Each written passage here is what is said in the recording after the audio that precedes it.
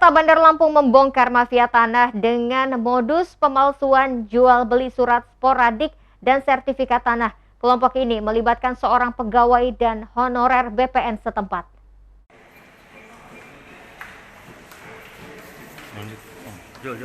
Polresta Bandar Lampung membongkar mafia tanah di BPN Bandar Lampung.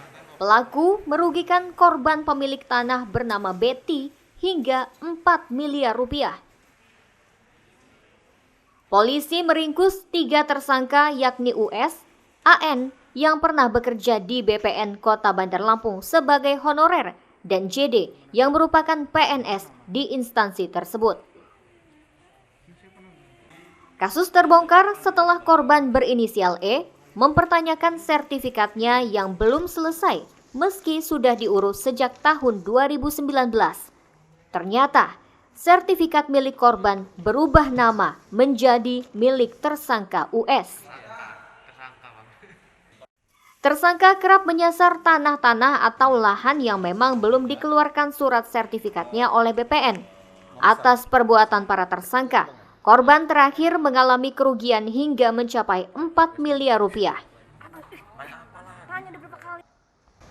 Nah, untuk modusnya, untuk orang ini inisial U, dia mengaku membeli tanah dari balai lelang, ya, dari balai lelang seharga sekitar 800 sekian juta. Ini pengakuannya dari saudara Rio yang saat ini Rio ini katanya oknum dari balai lelang tersebut. Sampai saat ini Rio masih kita lakukan pencarian. Setelah kita lakukan penyelidikan, ternyata kwitansi antara tersangka U dengan Rio ini hanya sebesar 150 juta, bukan lagi 833 juta. Dia membeli surat tanah bentuknya sporadik, ya.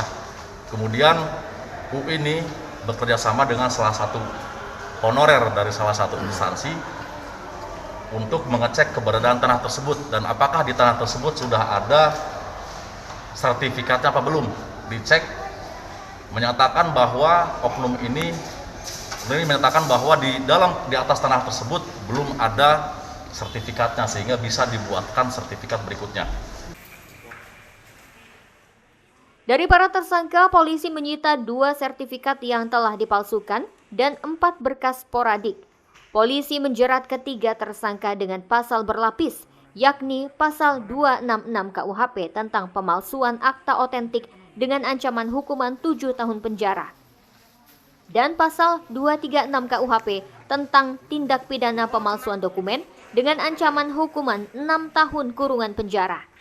Dari Bandar Lampung, Ruslan AS, iNews melaporkan.